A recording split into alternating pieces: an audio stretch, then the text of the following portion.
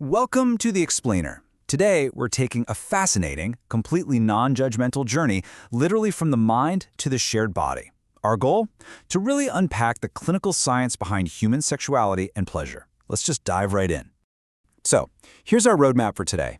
We're going to start with your sexual comfort zone, look at the power of sexual fantasy, talk about solo sex and masturbation, dive into the art of erotic touch, discuss oral and anal intimacy, and wrap up with coitus and the famous orgasm gap. We've got a lot of ground to cover, so let's go. Section 1. Your sexual comfort zone. To start things off, we really have to recognize a fundamental psychological truth. Everyone, and I mean everyone, has an ideal sexual comfort zone. In this zone, it's basically dictated by how you process feelings of excitement, anxiety, or even embarrassment when it comes to intimacy. Now, the Sexual Opinion Survey breaks this comfort down onto a pretty fascinating spectrum. On one end, we have erotophobia. This is where people might feel hesitant. They tend to avoid sexual information, and they usually stick to strict traditional sex roles. But on the exact opposite end is erotophilia. These are folks who are super comfortable, actively seeking out sexual info and embracing much more flexible roles. The clinical scales measuring these traits, like the SOS and the newer SIS/SES scores, gauge your emotional readiness for sexually intimate relationships. And listen, knowing where you fall on this scale, it is absolutely not about judgment. It's just the key to understanding your own emotional readiness so you can actually communicate your desires to a partner. Section 2. The power of sexual fantasy. Moving a little deeper into the mind, let's talk about sexual fantasy. You might actually be surprised to learn that fantasy is the single most common of all sexual activities. Over 95% of people do it. We kind of tend to think of fantasy as wild or taboo, right? But sometimes it's incredibly practical. As you can probably relate to the quote here, actually having sex again is my ultimate sexual fantasy. In fact, sex therapists highly recommend fantasy just to relieve boredom and spice up a sex life that's maybe gotten a bit too routine. Or sometimes a fantasy is literally as simple as a stress-free outlet where your kids just don't walk into the room. Pure and simple escapism is a totally normal, highly positive function of the human imagination. When we look at the data on what people actually dream about, it is so fascinating. Men and women share a lot of common ground, like sensuous touching, which is practically universal at 98% for men and 97% for women. But look at where they differ. Fantasizing about a virgin? That's reported by 85% of men compared to just 32% of women. On the flip side, getting married shows up in the fantasies of 71% of women, but only 52% of men. Wild, right? So here's the absolute crucial question.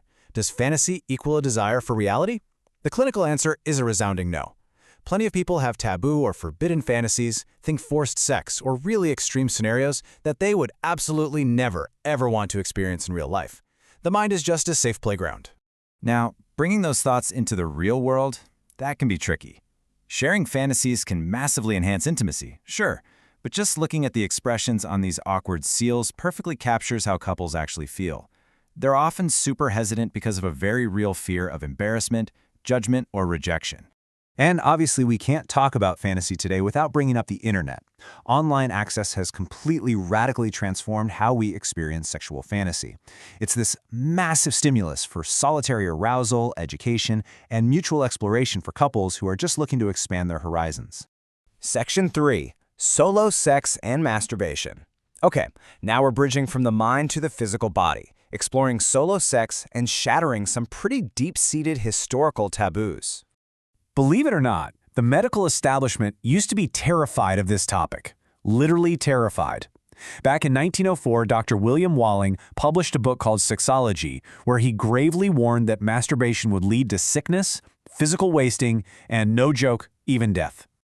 Well, thankfully, modern clinical science proves the exact opposite of Walling's fears. Today, we know solo sex is incredibly beneficial. It's a fantastic tool for sexual self-discovery. It naturally relieves stress and depression, acts as a sleep aid, relieves menstrual pain, and hey, it's 100% safe sex. Plus, it actually enhances interactions with partners down the line. Section 4. The art of erotic touch.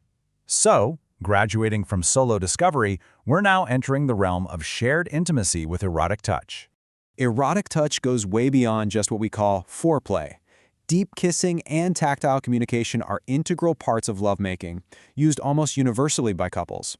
Evolutionary biology even suggests we use deep kissing early on to judge potential partners, and then later to safely build long-term affection and trust. Section 5. Oral and anal intimacy. As we move further into shared physical intimacy, we've got to look objectively at the science and the reality behind oral and anal stimulation. Looking at the numbers, almost 90% of people feel oral sex is a completely normal activity. They find it intimate, pleasurable, and highly arousing. But, and this is important, we have to note that 10 to 30% still find it unusual or unappealing. The golden rule of clinical sexology? Nobody should ever be coerced into a behavior they haven't freely chosen. When we look at the clinical data for shared sexual behaviors, safety is definitely paramount. While oral sex carries bacterial risks like gonorrhea and syphilis, unprotected anal intercourse remains the highest risk sexual behavior for the transmission of HIV, hepatitis B, and tissue damage. Knowing these risks isn't meant to scare you. It's about empowering you, because education is absolutely the key to safe pleasure. Section 6. Coitus and the orgasm gap. Finally, we reach coitus, or penile vaginal intercourse. This is the primary, strictly heterosexual behavior discussed in the research. Couples all over the globe find immense variety in this act. Whether it's man on top, side by side, humans naturally adapt to find what feels best, and just to avoid routine. Honestly, even with the stick figures here from the Kama Sutra, you can see that variety is totally the spice of life. But when we look at an actual anatomical diagram of penile vaginal intercourse, it brings us to this brilliant realization about the mechanics of human pleasure, and it highlights a massive misconception in our culture. And that misconception leads directly to the orgasm gap.